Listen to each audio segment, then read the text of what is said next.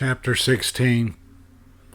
As they sat at a table in the nearly empty dining room awaiting their food, Drew thought about Penny, wondering what he was doing shut up in his room alone with only his books for company. Her father, after giving their order to the server, leaned back in his chair, eyes closed, and she could tell he was using a little of his power. "Do you see anything?" she asked, knowing he was watching Richard's house through the window of their room, using the surveillance trap he'd created. "Nothing so far, though your new friend is coming this way." "Who?" Drew asked. "The younger brother, James." Without opening his eyes, he reached down and grabbed his umbrella, lying it on top of the table. "Do you think he's in on it too?" Drew asked. "I don't believe so, but I didn't spend much time checking him out." "Good," Drew said. "Why is that good?" His eyes were still closed, but he was smiling slightly. "I don't know," Drew said. "Just good." He sniffed his little laugh as the door of the dining room opened and James came in, glancing around before he saw them.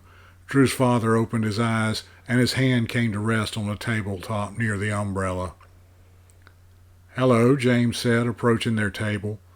Drew turned toward him. He wouldn't meet their eyes, and he held his hands in front of his body, his fingers playing with each other, betraying his nerves.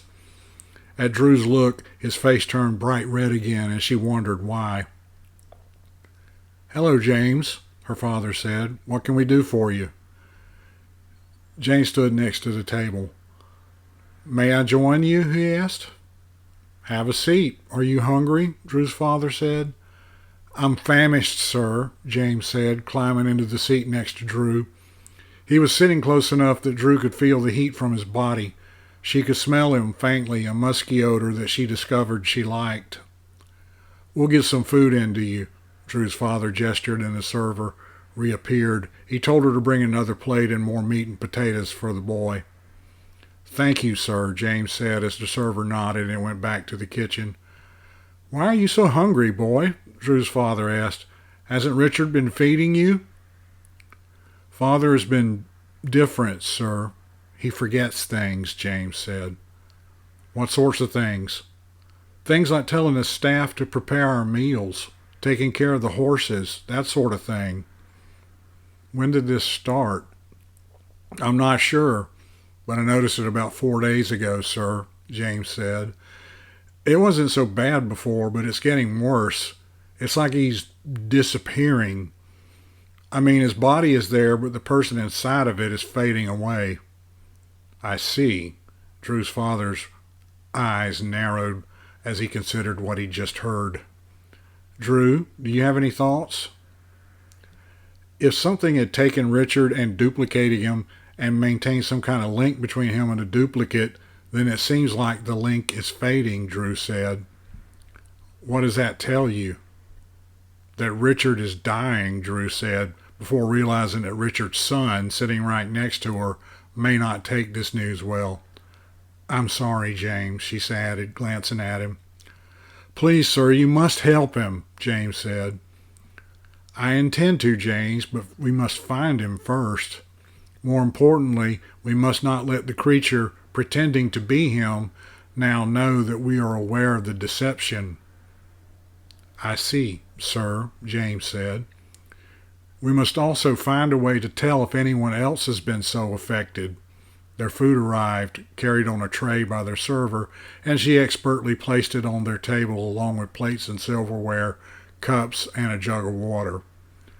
They let James get his food first, and he dug in vigorously, helping himself to a generous portion of the ham and the potatoes and the gravy.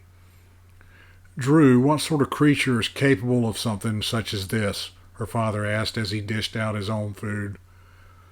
"A doppelganger, maybe, like you said before?" she asked.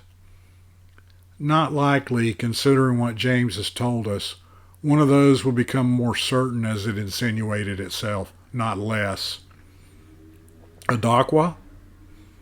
"No, those only perform their deception to lure in victims.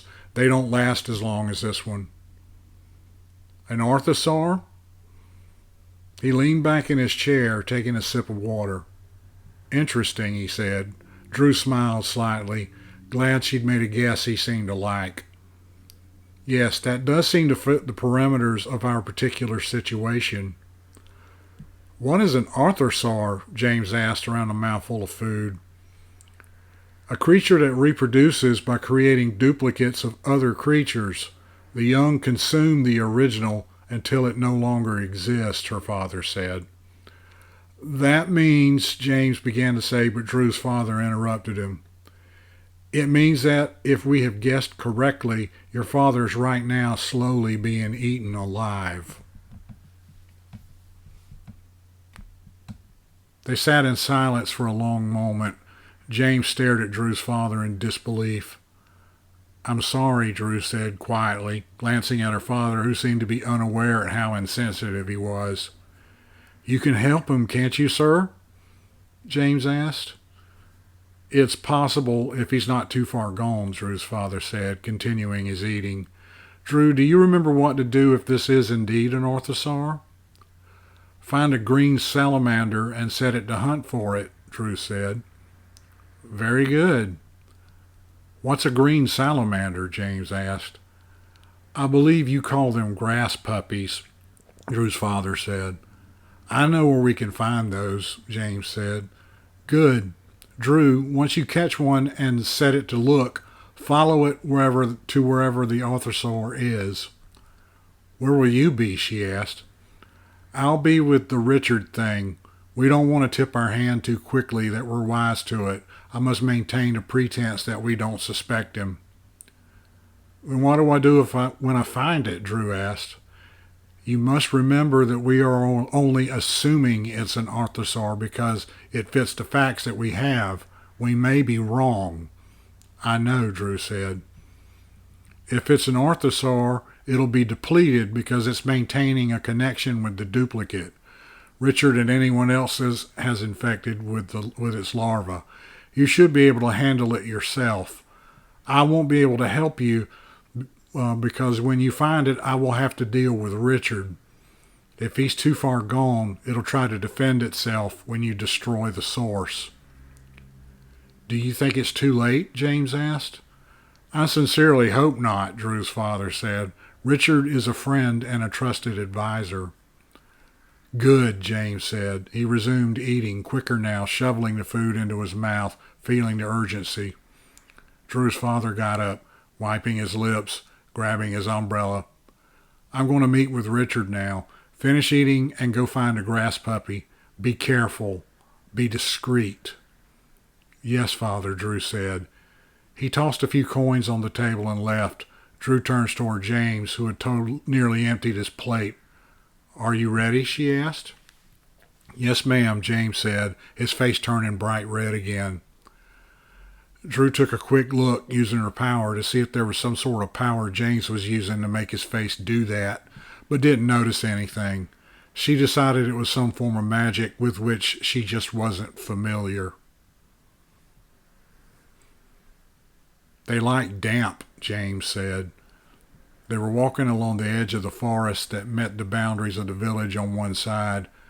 Drew could smell the sea, at least that's what she thought it was, like a distant echo of salty moisture.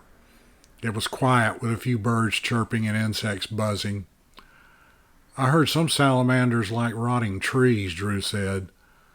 Then we'll need to go over there. There's a tree that was struck by lightning years ago, a pretty big one, James said, and she followed him deeper into the forest.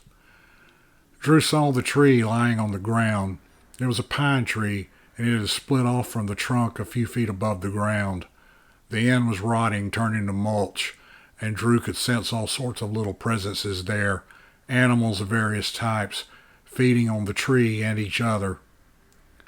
What's it like? Drew asked as she knelt next to the tree, squinting, trying to figure out which of the things she could sense could be one of the salamanders they needed. Having a brother, I mean.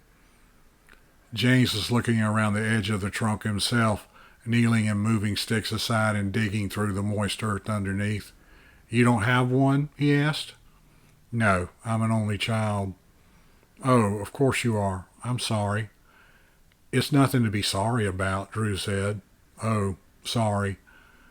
You don't need to apologize for everything you say, James, Drew said. Oh, right, sorry. Yes, ma'am. Drew laughed before she could stop herself. To me, having a brother or a sister would be really strange because I've never had one before. I understand, James said. He stood looking around. What are we going to do with the grass puppy when we catch one? The Arthosaur exerts some kind of influence over amphibians. No one really knows why. I can set the salamander's mind so that it can be drawn to it. We'll just follow it to where the Arthosaur has made its nest. Grass puppies are very fast and small. It'll be hard to keep up with it. I can tag it so I'll be able to find it no matter where it goes, Drew said, digging through the rotting wood with one hand. It was damp and clammy and felt full of bugs of all sorts. That must be useful, James said. It comes in handy, Drew said. Do you think you'll be able to save my father? I don't know. I hope so. I'll try as hard as I can. You've met Gerald, haven't you? James asked, and he knelt again and began digging through the earth. Yes, Drew said, remembering the circumstances, the rebellious inkling watching her father kill the creature and tell Gerald to clean it up. He's very brave and strong, James said. I'm sure he is, Drew said. You don't like him? Oh, no, nothing like that. It's just that the circumstances where I met him were unpleasant. It wasn't his fault. I see, James said. Wait, here's one. He dove onto the ground, chasing something into the grass. He crawled around searching while Drew stood up and came over. Finally, he lunged again, cupping his hands around something as he stood. Got him, James said. He opened his fingers slightly, and Drew could see the creature, a bright green salamander, looking at her with its tiny yellow eyes. She reached out gently with her power, combing the terrified creature, manipulating it gently. You can open your hands. She's not going anywhere, Drew said. He opened his hands, and the salamander climbed onto the heel of his thumb and stared at Drew as she continued to work with its tiny mind. They stared at each other for a long while. How are you doing that? James asked. They usually dart away the first chance they get. Please be quiet, Drew said. She resumed working with the creature until it sat up a little more fully onto James' palm and bobbed its head once. Okay, you can put her down now. James knelt, putting his hand on the ground, and the salamander hopped out and dashed away. Now what? He asked. We follow her, Drew said, sensing the creature darting through the grass. Arthosaur or not, the salamander definitely sensed something, Drew knew. How smart are these things, these ortho things? James asked. They had been following the salamander for what to Drew's felt like hours, though it was probably only a few minutes. The creature had roamed around at random for a while before heading off in a definite direction. Drew couldn't actually see the thing when it blended in with the grass, but she had no problems following her. Nobody really knows, Drew said. I don't think anybody studied them. Why not? James asked. Drew glanced at him, wondering if maybe he was joking. He didn't appear to be.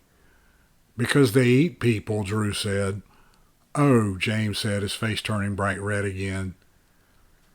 Is there anything up there? Drew asked, pointing ahead.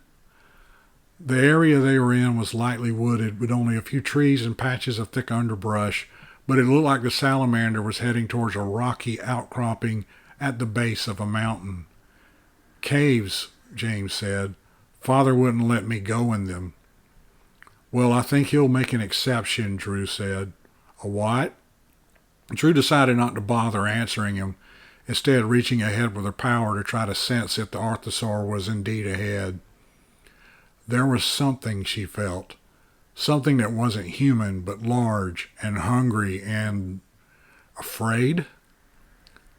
She could feel 4 human presences there too, and she guessed one of those was Richard.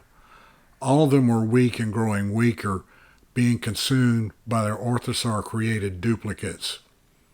"Come on," Drew said, walking faster. "You know where we're going?" James asked, running to catch up. "It's definitely ahead of us, in the cave." "What are we going to do when we get there?" James asked. Drew stopped for a moment. "That's a good question." Orthosaurs weren't very powerful magically outside of their means of reproduction. However, they were large, and even though they fed by draining energy from their victims, they still had a mouth full of sharp teeth and were capable of taking quite a bite out of someone. She was trying not to remember the one drawing she'd seen of one. Like the name implied, it was a bit like a giant lizard, a bit like a big insect, and she hoped this one wasn't mature. She felt she could probably destroy the thing quickly, but maybe not too quick for it to attack them physically. "I have a sword," James said. "Where?" Drew asked. She hadn't seen him carrying one. "At home," James said. "It's not going to help us there," Drew said. "It'll take too long to go back there and get it." She could feel a couple of people up ahead were fading quickly, and she had no way of knowing if she wasn't already too late to save them. "So, what do we do?" James asked. "You wait here. I'll go in. If I don't come back, go back to your house and find my father. Wait, no. Go to the room where we're staying at the inn. Talk to the wall there next to the door." "What?" James asked. "Just do it. Father will hear you." "Sure," James said. He didn't sound like he was all that certain. Chapter 17. Penny spent as much time as he dared exploring the worlds he found on his personal walk of worlds. He found that if he could imagine it, he could find it, and he wondered if his imagination was creating the worlds or if everything he could possibly imagine existed somewhere. But in spite of what that mysterious figure told him, he wanted to stay in Margincourt for a while longer. That meant he needed to return to his rooms and pretend that he'd never left. He needed to do that before Drew and Mr. Winston returned. Plus, using his power for a long time like this was draining. If he spent too much time on the walk, he wouldn't have the strength to get back to Margincourt before Drew and Mr. Winston returned. So he came back, retracing his steps until he was back in his rooms. He checked and noticed Drew and Mr. Winston were nowhere around, and he hoped that was because they were still out on their errand, and not that they'd returned, found him missing, and were out looking for him. He stretched out on his cot and closed his eyes. He was exhausted, and soon he found he was drifting off to sleep. A noise brought him fully awake. He lay still, listening. Then he heard it again. Someone was unlocking his door. He reached out, carefully, wondering if it was Drew. It was human, he felt, someone he'd sensed many times before, but it wasn't Drew. No human except Drew had ever entered his room before. He felt people walking the corridor outside and in other places where his mind could reach, too, but none of them had ever contacted him. He suspected Drew's father had made it clear to any humans who visited Margincourt that his door was not to be knocked on. He decided, as he lay there, his eyes open just enough that he could see the door, while this person fumbling at the door unlocked it. He heard the lock snap open and the door opened. It was a man, only a little older than Penny, he thought, wearing leather armor, holding a short sword in his hand. The man looked at Penny. "Monster," the man whispered. It sounded like he was full of anger and loathing, and it woke up the snake inside of Penny. He'd learned to control the power because of what Drew had taught him, but he hadn't been attacked or threatened since then. Now, it awakened as strong as ever, coiling up to strike. The man came towards him, holding the sword, obviously a threat. Penny sat up. "Don't come any closer," he said. The man paused. "My name is Gerald," the man said, "and you are an abomination. You must die." "Don't come any closer, I'm warning you," Penny said. The man stood there as if he couldn't decide what to do, and Penny felt like something was going on with the man's mind. It's like there were two of him in there, and they each wanted different things. Please don't make me kill you, Penny said. There would be no way he could explain Gerald's death to Drew or her father in such a way that they wouldn't decide they'd be better off with him dead, he thought. He wished he knew how to stop the man without killing him, but Drew hadn't taught him anything beyond how to control his power, to keep from lashing out with it uncontrollably. You'll pay for what you did. The man, Gerald, seemed to resolve whatever conflict he was feeling. He started advancing towards Penny, his grip shifting slightly on the sword, and Penny knew that the man was going to use that sword to kill him. He sighed and lashed out with the snake like he'd done with the Briggs family as Gerald advanced toward him. Gerald paused, standing up, the sword falling from his hand. He sank to his knees and then fell face down onto the floor. He sighed one long last time, and Penny didn't need to check to know the man was dead. Unfortunately, Penny thought, his recent exertions didn't leave him with enough power to destroy the body like he'd done before. If he could rest a while, he'd be able to manage it, reducing it to ashes and dust, but Drew and Mr. Winston may return before then.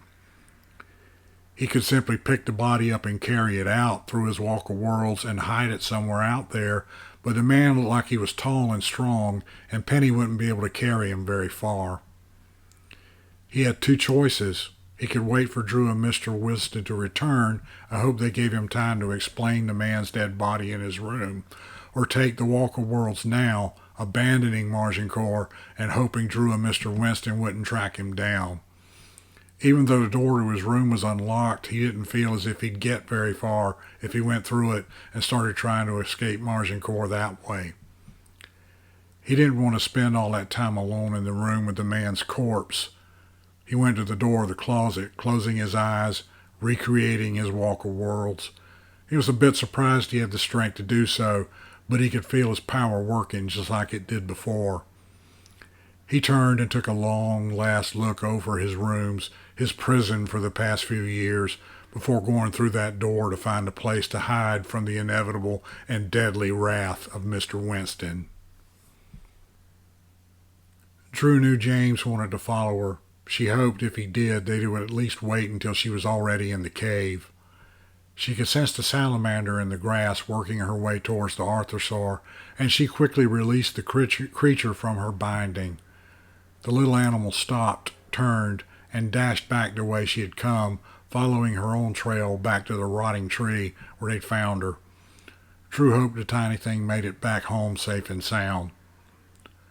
There was a pile of rocks, and as Drew stepped around them, she could see the mouth of the cave behind them in the side of the mountain. Even if she couldn't sense the arthosaur inside, she would know something was in there, something unpleasant, just by the foul smell that came from there. She paused at the entrance and tried to sense as much as she could about what was inside. She felt like it was certainly an arthosaur, and it was back near the back of the cave. There was something strange about it, she felt. She had a pretty good idea how it would feel when she sensed the thing, and it felt wrong somehow.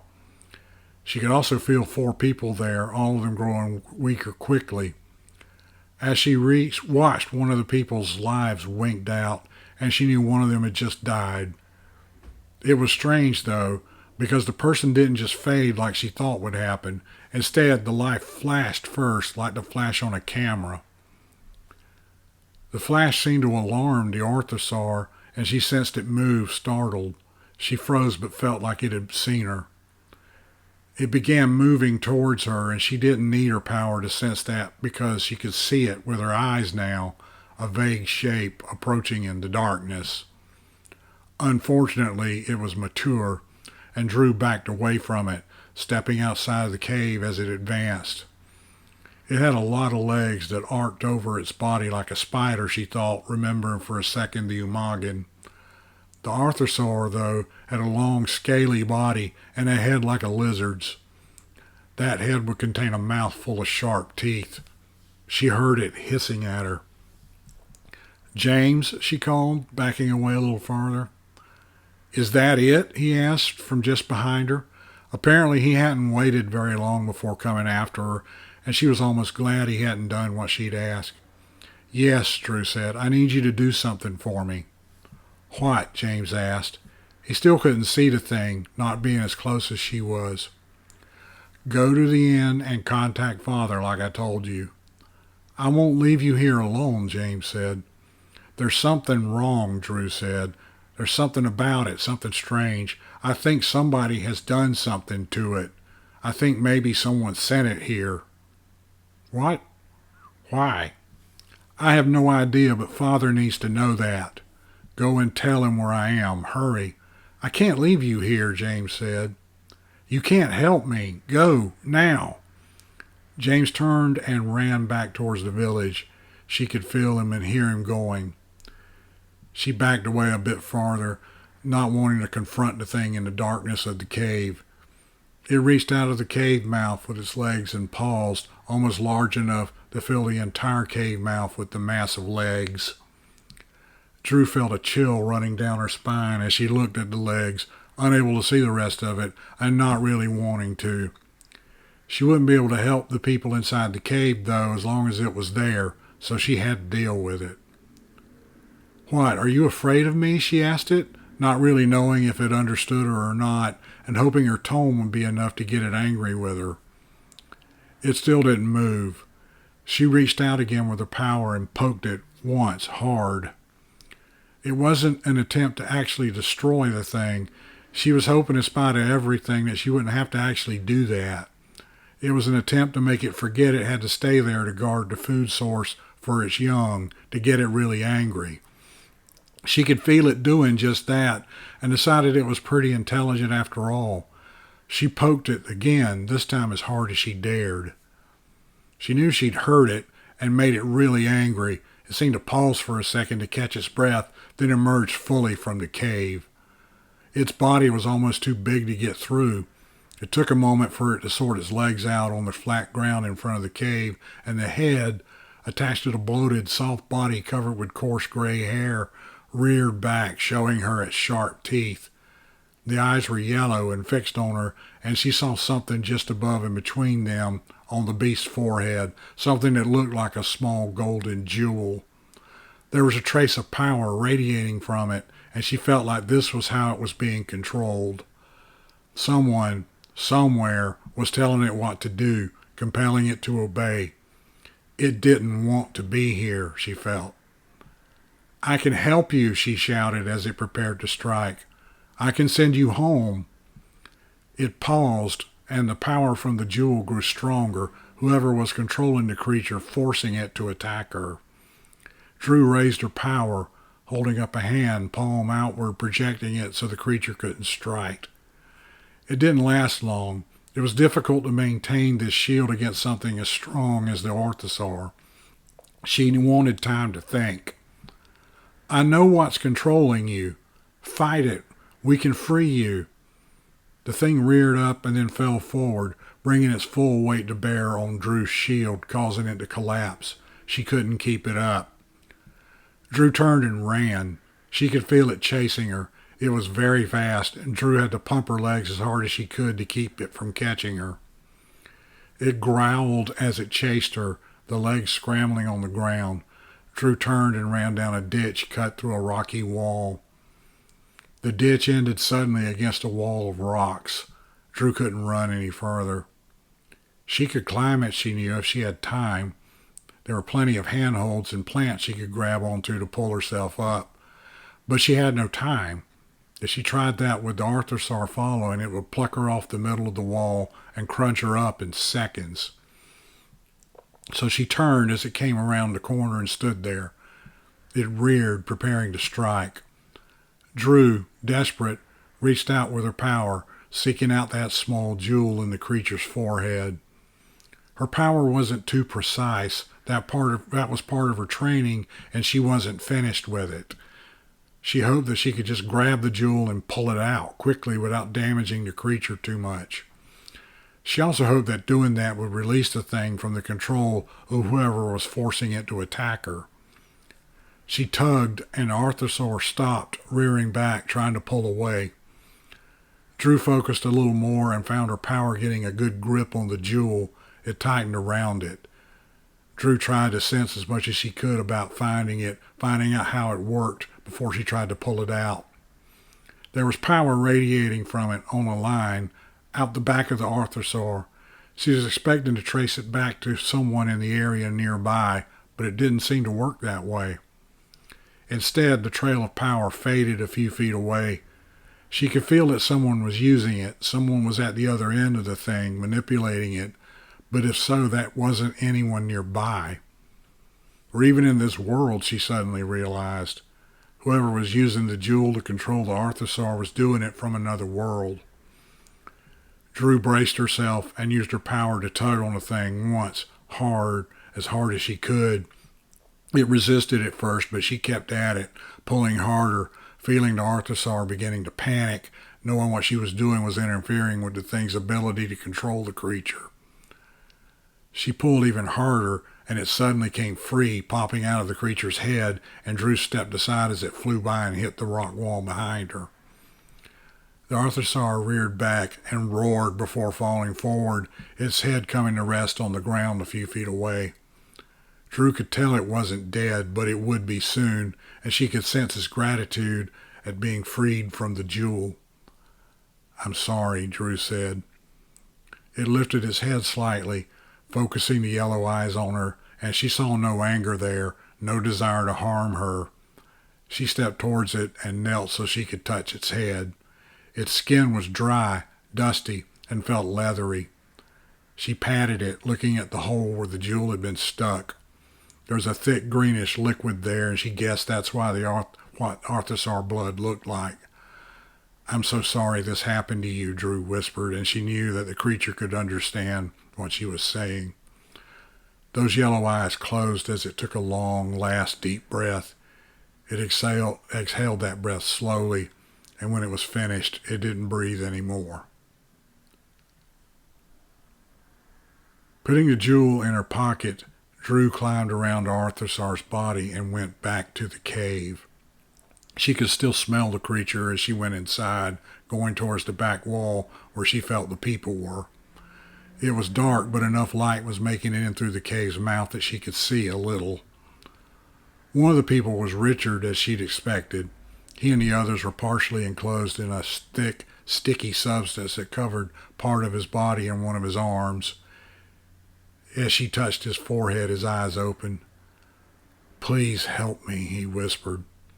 "I am," Drew said. She could feel he was very weak, and she closed her eyes, feeling the invisible ray of power that the Arthosaur's young was using to drain him like a straw in a milkshake. She focused on that connection, closing her eyes, feeling it, reaching out and touching it, severing it. She felt it when that thing at the other end that was pretending to be Richard died, still too young to sustain itself. The real Richard, no longer being drained, started to recover immediately, though it would be a while before he was strong enough to be completely himself. If ever, she thought, moving on to the next person and recognizing Gerald. Gerald was obviously dead, she thought, and that was probably the person she'd felt dying earlier with the brief flash of power as she stood outside the cave. She was confused, but nonetheless she checked to be sure that Gerald was indeed dead. He was cold to the touch, and she could no longer sense him. There were two others, both people she didn't know, and she guessed they were local townspeople. She freed both of them, hoping that she was in time. One of them was extremely weak, and the other was not much better. "Hello?" It was her father, calling from the mouth of the cave, and she turned towards him. "Father," she said, "the Arthosaur is dead. Please come in." Drew's father came in the cave and walked over to Richard, touching Richard's forehead. "You will recover. I'm glad." "Look at the next one," Drew said, and he did so she heard him gasp. "My God, it's Gerald." He touched Gerald's head, too. "That doesn't make any sense." "Because Gerald was the one who told us about it in the first place," Drew added. "Why would he do that? More importantly, how did he die? He didn't just fade away like the victim of an Arthosaur." "The Arthosaur had this in its forehead," Drew said, taking the jewel out of her pocket and handing it to him. He took it, and she could feel him using his power to inspect it. Some sort of control device. Someone was using it to override the Arthasar's will. Why do you think? Drew asked. To use its natural abilities to infiltrate the village, to strike at us. No, wait, that doesn't make any sense either with Gerald warning us. Were you able to trace the source of the connection? No, it ended a few feet away. Are you certain? He asked. Drew nodded. That's quite alarming. It seems someone was controlling the creature from another world. Have you ever heard of anyone doing that? Drew asked. I know it's possible, but I've never heard of it actually being done. Whoever did this is enormously powerful and skilled. Father, Gerald has been back at Maginkor all this time. Exactly. He got us out of there. Why? What was he hoping to accomplish? And how did he die? He touched Gerald's body again, closing his eyes, and Drew felt what he was doing, probing the remnants of the connection to the real Gerald had with the fake one. After a moment, he turned and looked at Drew. Have you analyzed this yourself? He asked. No, I was waiting for you. Then do so now. Drew nodded, reaching out with her power the way she'd felt him doing, finding the disappearing traces of the connection, tracing it all the way back to Maginkor. I've seen something like this before, Drew said. Indeed you have. Gerald here was killed by your friend, Penny. Hello, this is J. Franklin Evans. Thank you for listening to this episode of Stories That Suck. Did it suck? Let me know. Be sure to like and subscribe.